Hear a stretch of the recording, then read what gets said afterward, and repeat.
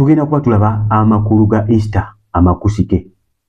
Biki ebikusike ebiri mu lunaku luno lwa Easter? Omwana wa Katonda tusaanye kumanya bumanya nti Yesu yazuukira, ekyo tekimala.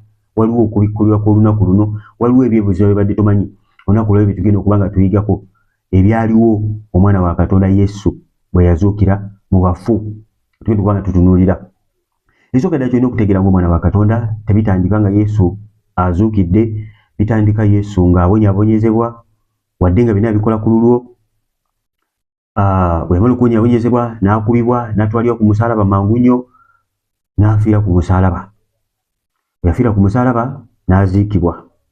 Bwe baamuziika, Bayibuli egamba nti nno yakka emagombe. Yesu yakka emagombe. Mu Geyeena Yesu yagendayo. Naye kyolina okutegeera nti Yesu buli kye yakola yakikolera ggwe. Bwe tugamba nti Yesu yakubibwa ku lulwo, bwe tugamba nti yakomererwa ku lulwo, kubanga waaliwo ebbanja eryali wakati waffe ne Katonda, ebbanja ly'amateeka ge, kubanga Katonda waffe mulamuzi. Kati omulamuzi kyakola, olina okutegeera omulamuzi kyakola. Omulamuzi alina okusala omusango ng'asinziira ku mateeka, si ku kisa kye. Asinziira ku mateeka, asoma etteeka kye ligamba n'akusalira omusango okusinziira ku tteeka. Bwe ligamba myaka 5 mu kkomera gy'alina okusalira, obanga si mulamuzi ali enguzi nga bano ab'oku nsi.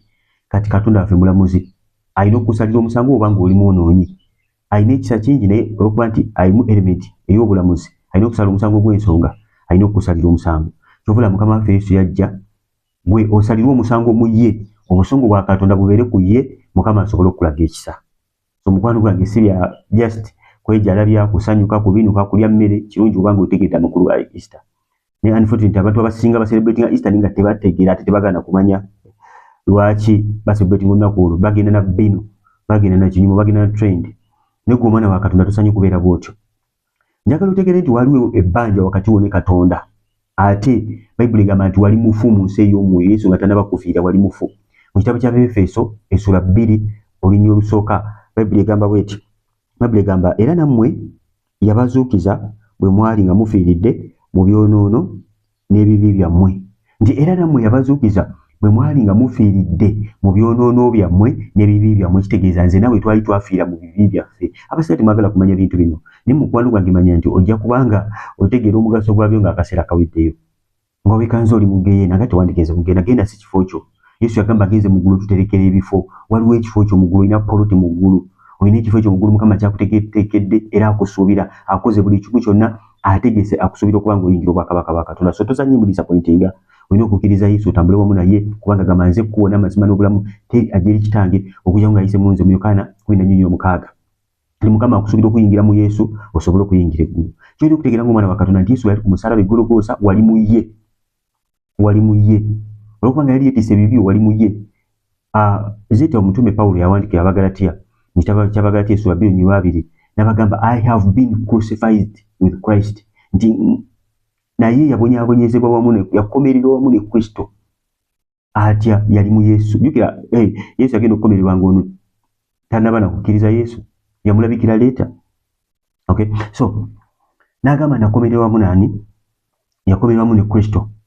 So ngana omwana wa Katonda kyolina okuba ng'otegeera nti Yesu bwe yali ku musaalaba wali tonnaba na kuzaalibwa, naye wali mu ye n'asasulira ebibi byo, olimu okubanga ogenda mugenda. Munaye bw'ava ku musaalaba ng'afudde n'akka emagombe, yakkirira mpaka magombe. Mukama waffe omulungi yeebazibwe. Yakkirira mpaka magombe okulaba nga akuggyayo. Yesu bwe yakkirira emagombe yali wamu nawe kubanga yalina okukusasulira. Mu kitabo ky'Abefeso essula 4:19 Bayibuli egamba yakkayo emagombe. Magombe wandibanga tewali waggulu, magombe era kukkirira bukkirizi wansi eyo okusinziira ku yawandiikibwa. So nakkayo emagombe n'aggyayo abatukuvu ba Katonda abaliyo. Mukama yeebazibwe. Abantu baali tebayingira bwakabaka bwa Katonda. Abantu basinga baali bagenda magombe basinga obungi, ate nga baali baagala Katonda. Yakkayo n'abuulira enjiri, he descended there, n'ajja emyoyo gyonna egyagikwatiddwa. Mwezi ennaku we twali tumulindira okuba ng'azuukira, olowooza yali alazeewa? Yali ali magombe. Era yagamba laba nali mufu kati ndi mulamu. N'agamba nkutte ebisumuluzo by'emagombe n'okufa. Bwe yali avaayo emagombe yaggyayo ebisumuluzo byayo. Setaani talina bisumuluzo bya nnyumba ye, emagombe tabirina, ebisumuluzo by'egenda tabirina. Yesu yabirina, asobola okuggyayo omuntu yenna gw'ayagadde. Kubanga Bayibuli egambye mu kitabo ky'Efeso essula 2 waliwo tusomye, egambye nti twali bafu mu mwoyo. Kitegeeza nti waliwo abantu abali ku nsi eno nga batambula naye nga mu nsi ey'omwoyo bafu. abali mu nsi eno batambula balamu bulungi naye nga mu maaso ga Katonda emyoyo gyabwe bifu, mu nsi ey'omwoyo bafu. Kubanga Bayibuli egamba twali bafu mu ki? Twali bafu mu mwoyo, Yesu nga tannaba kufiirira. Kati tannaba kukkiriza Yesu, Yesu aba tannaba kufiirira. Akkiriza Yesu ye gwe Yesu gwe yafiira. Weewaawo Yesu yafiira abantu bonna naye abo abaamukkiriza. Kubanga Bayibuli egamba omuntu akkiriza na mutima gwe okuweebwa obutuukirivu n'atwa n'akamwa ke okubanga alokoka. Ab'emikwano, waliwo ebbanja eryali wakati waffe ne Katonda. Toyinza kukikkiriza. Bayibuli egamba mu kitabo ky'Abakolisaayo essula 2:14, Colossians 2:14 egamba bw'eti: n'okusangula endagaano eyawandiikibwa mu mateeka eyatwolekera eyali omulabe waffe, nayo yagijjamu wakati mu kkubo bwe yagikomerera ku musaalaba. Olabye endagaano yali wakati wo ne Katonda ey'amateeka, amateeka gano aga Musa, Yesu yagikwata n'agenda n'akomerera nayo ku musaalaba. Nti bw'oyingira mu Yesu ebibi byonna bifa. Kuba ku musaalaba, omusaalaba tegwali kintu kya kuzannya. Omusaalaba gwa kufa. Omusaalaba gwa kufa. Yagenda n'akomerera ku musaalaba, ebyo byonna n'abisangula n'abitta ne bivaawo. Omanyi mu ndagaano enkadde baali bakozesa musaayi. Musaayi gwa bisolo gwe baalinga bakozesa. Kubanga Bayibuli egamba watali musaayi tewali kisonyiwo kya bibi. Kati mu ndagaano enkadde bakabona baatwalangayo omusaayi gw'embuzi, gw'endiga, gw'ente ennume, envubuka. So egyo emisaayi gye gyabikkangako naye nga tegisobola kuggyawo bibi. Naye nga gibikkako ku bibi byabwe maaso ga Katonda. Kuba Mukama tayagala kutunula ku kibi. Nga ne bw'otayagala kutunula ku ppupu somewhere, ne Katonda bw'atyo bw'atayagala kutunula ku kibi. Kati yateekawo provisions abantu abo okusobola okuba nga babikkako ng'akozesa omusaayi. Kyovula n'omwoyo gw'okufa gwali guyita mu Misiri. Abaali basiize omusaayi ku nnyumba zaabwe, omwoyo gw'okufa gwagenda okutuuka nga gulowooza baafudde dda. Tegwasobola kubanga guyingira okubanga gubatta, kubanga gwali gunoonya abantu bonna abatabikiddwa wansi wa musaayi gubatta ba first born bonna. So kati nawe atali mu musaayi gwa Yesu, atabikiddwako omusaayi gwa Yesu, mu maaso ga Katonda obeera mufu, kubanga ekibi kikutta. Bayibuli egamba empeera y'ekibi kufa. Ekibi bwe kikula Bayibuli egamba kireeta kufa.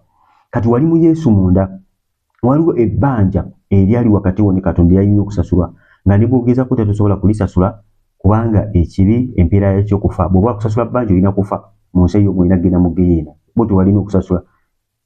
Ate mu Geyeena bw'ogendayo tosobola kuvaayo.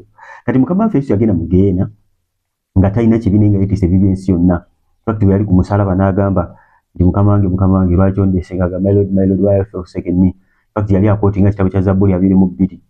Naye Yesu for the first time yawulira nga ali yekka, nga Katonda amuleseewo, ne Katonda yali tamuleseewo, yali wamu naye. Weewaawo yali tali wamu naye awo nga amulese akaseera ako olw'ebibi byaffe. Mukama yeebazibwe. Yawulira nga liiso empite obulumi nga bungi. Lwaki yamuleka kale? Namuleka yekka ku musaalaba kubanga Katonda, omuntu wakola ekibi kimwawula nani? Ne Katonda. Sin separates us from God. Wakola ekibi kikwawula ne Katonda wo. Olaba Adamu yakola ekibi kyamwawula ne Katonda we. Kati ekibi kikwawula ku Katonda. Kati Yesu olwokubanga yali yeetisse ebibi by'ensi yonna, omuntu atayonoonanga talina kibi, olwokubanga yali yeetisse ebibi by'ensi yonna, that time he was separated with God. Yali ku musaalaba. Sobola agamba why have you forsaken me? Kubanga ebibi bye byali mwawudde ne Katonda, naye ebibi si bibye, wabula he took our sinful nature, he took our sins upon himself. Yatwala ebibi byaffe ku ye. So mu kitabo kya Isaaya n'abasomeddewo bwe nababulidde ku message ya Good Friday, ate nabakugira banja kulekerawo kalinki ojja kuba ng'ogira message ennungi nnyo. Kitabo kya Isaaya 5:3 awo nnyo ku 3 watyo bagamba obutali butuukirivu bwaffe bwali ku ye era emigoye gye gikola ki? Egituwonya. Olaba nti obutali butuukirivu bwaffe bwali ku Yesu. Yali yeetisse obutali butuukirivu. Ate bino byalagulibwa Nabbi Isaaya ebiseera byadda. Nga ne Yesu tannabakola ki? Tannababujja. Kati bw'obanga Yesu yatwala ebibi byonna n'abiggyawo mu maaso ga Katonda, tosaanye kubanga oyingira Geyeena kubanga yabiggyawo. Ewatali Yesu tewali kisonyiwo kya bibi, kubanga Bayibuli egamba ewatali musaayi tewali kisonyiwo kya bibi. Endagaano y'omusaayi gw'ebisolo yaggwaako. Kati omusaayi guliko gwe gwa Yesu. Kyovula bagamba nze kkubo n'amazima n'obulamu, teri ajja eri Kitange okuggyako ng'ayise mu nze.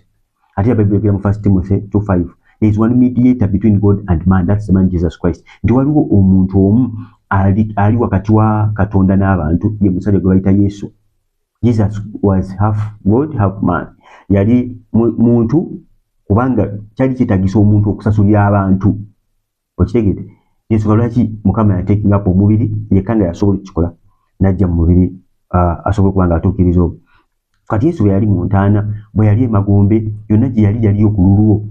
Yesu yagenda mu ntaana naawe oba ofudde nga Yesu tanaba kujja ofiire wamu naye ozuukire wamu naye. Kyobola okubatiza kuba kufiira wamu ne Yesu n'okuzuukira wamu ne Yesu. Era okubatiza okutuufu balina kukunyiika bunyisi kubanga obuulirayo nga kabonero ak'okufa kubanga obeera tosa bw'ova kujja bwe bati n'oba ng'ovudde mu kitonde gya n'otandika okussa. Kati kaba kalungi kakufiira wamu nakuzuukira wamu ne Yesu. So biri bye batubatiza nti babatizako mu Bukatuliki nasookera ebyokuyiwako amazzi mu kyenyi nga kabonero ak'okufiira wamu ne Yesu ng'ate olina mwana mutoto n'abaana kutegeera kituufu na kiri ng'ate omuntu akkiriza n'omutima gwe okwebutuukirivu. Bagamba oyakkiriza alikola ki? Oyakkiriza n'abatizibwa leero kukkiriza kusooka then kubatiza sijja genda lwaliro. Okay? Oba oyagala okumanya okubatiza okutuufu ekulwa vidiyo nagikola. So ginoonyaako n'ojaba okubatiza okutuufu ekulwa by Brother Stephen olaba vidiyo eyo n'obanga mukwano gwange oyogera okuba ng'oyiga. So njagala otegeera olwali ekintu kimu nti Yesu buli kyayitamu kyonna mpaka ne ku kuzuukira kwe oli wamu naye. Era wazuukira wamu naye era otuuziddwa bagamba tutuuziddwa wamu naye mu bifo ebyawaggulu mu ggulu otuuziddwa wamu ne Yesu. Yesu bwe yafa ku musalaba Golgotha ejjiji lyayulikamu. Waalingawo ekifo kye bayita watukuvu nga kabona akiyingiramu omulundi gumu mu mwaka n'omusaayi gw'ebisolo. Okay? Omulundi gumu mu mwaka n'omusaayi gw'ebisolo ku lw'ebibi bye nga kabona n'ebibi by'abaana ba Isirayiri n'amansira omusaayi emirundi 7. Ku ntebe y'ekisa yabeeranga watukuvu. Obakolera ensobi bajjayo mufu. Omusaayi emirundi 7 ne Yesu yayiwa omusaayi emirundi 7. Kuli kwali kubikula okutulaga nga Bayibuli egamba nti endagaano enkadde kisikirize otulaga ebigenda okujja mu ndagaano ki empya. Kati ile emirundi 7 ejamasirwanga ku ntebe y'ekisa kati Yesu n'omusaayi yaguyiwa emirundi 7 once for all ku lulwo lwange. Atosanye kubanga ogenda mu ggeena omusaayi gw'ebisolo tekukyasobola kukuyamba. Bw'oba tolina ate musaayi gw'ogenda kuyamba ogenda kukola otya? Weetaaga Yesu mukwano gwange. So tuzuukira wamu ne Yesu. Yesu yali wakati w'abantu ne Katonda. Bw'oyingira mu Yesu Bayibuli egamba ofuka ki? Ofuka kitonde kijja. Ebyo bigamba nti omuntu wabeera mu Yesu afuka kitonde kijja ebikadde bye bikoze ki? Nga biwaddewo. Mu kitabo ky'Abakolinso ekyokubiri essula 5:17. Omuntu wabeera Yesu afuka kitonde kijja ebikadde bye nga biwaddewo. Mu Yesu mufukira ekitonde ekijja. Si mu magezi go, si mu kufuba kwo. Tewali magezi go gasobola kukuyamba kubanga kiriko omutango, kiriko omusaayi gw'okubanga omusasulira. Naye otegeera nti obulokozi bwa bwereere. Babulekula mu kitabo ky'Abaluumi essula 8 olusoka nti tebaliiko musango abali mu Mukama waffe. Kubanga etteeka ery'omwoyo Babulekula ligamba kubanga etteeka ery'omwoyo lyakufuula waddembe. Waliwo etteeka ery'omwoyo Yesu yatuukiriza erikufuula ow'eddembe. Kati wabanga tokkiriza Mukama waffe Yesu obeerako omusango gwo. Baana ba Katonda njagala mutegeere nti mu ggulu togenda kuyimirira nti lwa bikolwa byo birungi. Ogenda kuyimirira ku ekyo Yesu kye yakola. Bino ebikolwa bye birungi by'okola biva mu bibala bya bulokozi buli bw'ofunye nti bw'oba obulokozi obwo tebugende tosobola kubibala ku lulwo. So ebikolwa bye birungi Mukama Katonda abisiima. Bayibuli egamba ebikolwa birungi Katonda abisiima naye tebikugisaako musango. Okay? Ekikugisaako omusango kubanga wakkiriza Yesu akufiirye ku musalaba. Then wabiyinza okubuuza kati kitegeeza nti ebikolwa byange tebibala. Nedda, ebikola ebirungi by'okola biraga nti obulokozi bwakuyingira. Tosobola kubanga olina obulokozi munda mu ggwe ate n'osigala ng'otambulira mu kibi kati walokoka mu ki? Aba yakulokola mu ki? Kubanga okyalaba ekibi kyonna ekitatambulira mu bulamu ekitegeeza olina okuva mu maaso ge weegayiire akusaasire osobole okuba nga olokolebwa akuwe n'omwoyo kubanga tuba batagenda tuteeka mulekwa nga tuwa omwoyo mutukuvu atuyambe okubala ebibala ebyo eby'omwoyo ogwo ogutuyingiddemu. So kuba ntwala ebibala ebyo so kuba ntuyingira obwakabaka bwa Katonda kimanyi buli muntu kyena okola ki obwetaaga. Yesu bw'afa nga wayise ennaku 3 baagenda ku ntaana ne basanga ng'ejjinja likoze ki? Baalijewo dda ne beebuuza ate ani yabbyemu omulambo gwa Yesu? Bajja banoonya mulambo naye ng'omusajja yazuukidde dda. Bajja banoonya mufu naye ng'omusajja akoze ki? Yazuukidde dda. Kati tulina okutegeera ku jjinja eryo. Ejjinja eryo Yesu yali talyetaaga kubanga okuzuukira Yesu okuzuukira yalina okukomawo ayingire mu mubiri gwe kubanga omubiri gwe gwennyini gwe yalina bwe yapiikinga ng'akomyewo okuva emagombe. Bwe yava emagombe ng'amaze okubuulira enjiri abaali bakwatiddwa emagombe ng'avudde n'ebisumuluzo byayo ng'akoma mu mubiri gwe okuzuukira yakomawo mu ntaana yemu mwe yava ng'ejjinja alirekawo ng'agenda emagombe era n'alisangawo ng'ava emagombe n'ayingira mu mubiri gwe. Bw'ayingira mu mubiri gwe n'azuukira omubiri ogwo gwe yafuna ng'azuukidde gwali transformed immediately ng'asobola n'okuyita mu bisenge. Mu Lukeso 24 nyirokubiri wasanga ejjinja baagenda okutuuka ng'erinnya lya Yesu likoze ki? Ku ntaana lyavudde banoonya mufu bazemu kuba buwoowo naye ejjinja baaliggyewo dda teririiwo. Kati ate mu kitabo kya Yokaana awo essula 2:19 Yesu ng'ayita mu bisenge olaba asisinkana abayigirizwa be naye nga ne mu bisenge akola ki? obisenga ayitamu nga baggaddewo nina ayita mu kisenge n'abalabikira. Kitegeeza nti okujjawo kw'ejjinja tekwali kwa Yesu kuzuukira kuva mu ntaana, kwali kutegeera nti omusajja azuukidde, kwali kwabo kujja kusanga baali balina okujja basanga ejjinja teririiwo balyoke bategeere. Oboolyawo singa ejjinja lyaliwo bandirowoozezza mwali, kubanga osanga nga amalaalo gakyabikiddwako otegeera nti omufu mwali. Naye bagenda okujja ng'entaana njereere. Akabonero kali just kabonero katulaga nti omusajja akoze eki, yazuukidde ddanga bwe yagamba. Bali yabyogera ddanga tebabikkiriza, ebyali nabo tebabikkiriza. Bo bali bajja banoonya mulambo naye nga yabagamba agenda kuzuukira mu nnaku 3 nga tebabikkiriza. Mukwano gwange njagala ozuukire wamu ne Kristo, njagala ozuukire wamu ne Kristo omusajja ono. Wandibanga okoze bibi bingi, wandibanga okoze mistakes nyingi ng'oli mwana wa Katonda, wandibanga oli omu kweza endiga ezaabula, wandibanga waliko mu kisibo kya Kristo n'ovaamu, wandibanga olina w'onafuyiddemu. Naye njagala ozuukire wamu ne Kristo, njagala oddemu ozze endagaano yo n'omusajja ono mu sizoni ng'eno. Omanyi Yokaana yagamba mu kitabo ky'okubikkulirwa, yagamba ku lunaku olwa Mukama waffe Yesu nali mu mwoyo, n'alyoka aweebwa ekitabo kye eky'okubikkulirwa. Kyonna just bamuwa vision ne bamugamba wandika bino by'olaba. So mukwano gwange olunaku luno lukulu nnyo mukwano gwange. Olina okuba ng'olukozesa okuliflectinga ng'omwana wa Katonda olunaku luno lwa Easter. Si lwakulya na kubiinuka kwokka, ekyo kirungi okuluselebratinga kubanga wazuukira wamu ne Kristo, naye amakulu gategedde. Omwoyo gwo bwe gufa, singa ofa ssaawa zino mu mwoyo olaga wa, ogenda mu ggeeno ogenda mu ggulu. Kuba tumanyi omwoyo tegufa, okay? Olina okuddayo omutonzi waagwo. Naye bw'ova mu bulamu bw'ensi eno kuno ku nsi ogenda wa? Yesu akusuubira kubanga oyigira obwakabaka bwa Katonda. Bambi tomudisappointinga kubanga akuteeketeekedde ekifo. Yuda bamuteekerateekera ekifo. Tumanyi yafuna chance ekola ki? Egenda mu ggulu. Waliwo debate awo Yuda yagenda mu ggulu oba mugenda. Abamu bagamba Yuda yagenda mu ggulu, abalala bagamba Yuda yagenda mu ggulu. Lwaki bagamba yagenda mu ggulu? Kubanga Yesu bwe yafa n'agenda mu ggulu yasangayo Yuda, kuba Yuda yasooka Yesu okufa. Abamu bagamba nti Yesu yagamba nti singa teyazaalibwa nekiraga nti no yagenda mu ggulu. Kati debate eri awo. Omubbi ku musalaba Yesu yamukakasa ati ngenda beera mu bwakabaka bwa Katonda, ate omubbi yasooka Yesu okufa. Tegeeza omubbi bwe yafa yasibira mu ggulu, Yesu n'amusangayo n'amugjayo. Katumanyi Yuda yasigalayo yavaayo. Naye kati bw'olina chance olunaku olwaleero okubanga oyingira mu ekyo Yesu kyakola n'amaliriza, kubanga byonna yabimaliriza. Byali ku musalaba yagamba nti kiwedde, ebbanja likoze ki? Lisasudde. Waliwo ebbanja eri wakati wo ne Katonda. Toli mutuukirivu, oli nga ffe, oli mwonoonyi, weetaaga omulokozi gwe bayita Yesu. So mukwano gwe kkiriza olokoke, kkiriza ozze endagaano eyo bw'ojja ne Katonda olunaku olwaleero. Bayibuli egamba buli ekigambo kya Katonda tukakanyaza mutima gwo.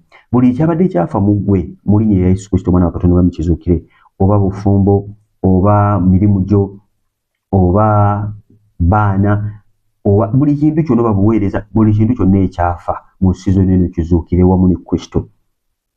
Kristo akiyingiremu, omwoyo gwa Kristo gukiyingiremu, kubanga Yesu yatusindikira omwoyo waatula munda muffe. Yesu kennyini atuulira ddala munda muffe in form of the Holy Spirit, okubanga abeera wamu naawe. Mukama waffe bulijjo yeebazibwe.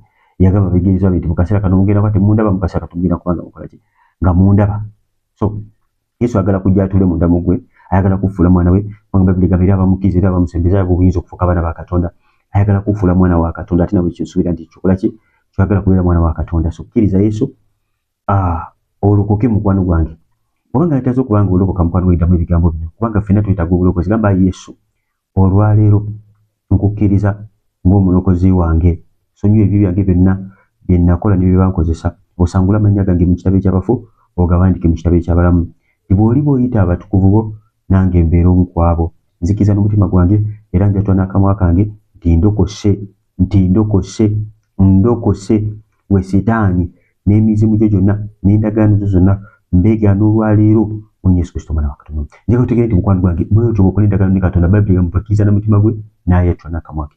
Bw'oba okoze endagaano eyo nange nti mukwano gwange oyingidde mu bwakabaka bwa Katonda, ate Mukama Katonda musajja agamba omwonoonyi omuwa bwe yeenenya wabeera embaga mu ggulu. Kubanga weenenyeza mukwano gwe manya nti waliwo embaga mu ggulu. Mukama Katonda akusuubira era akutegekedde ekifo, bambi tomudisappointinga. Nakozesa video akwatako ku Good Friday, kali wano waggulu kakoniko, oyongere okuba ng'otegeera amakulu ga Good Friday buziba koona wano waggulu, olina kuba kulaba ka video yako ku Good Friday. Mukwano mbeere bulungi, subscribe nga obanga oli mpya, koona kade olina okumisinga video. Mbeere bulungi, mweraba.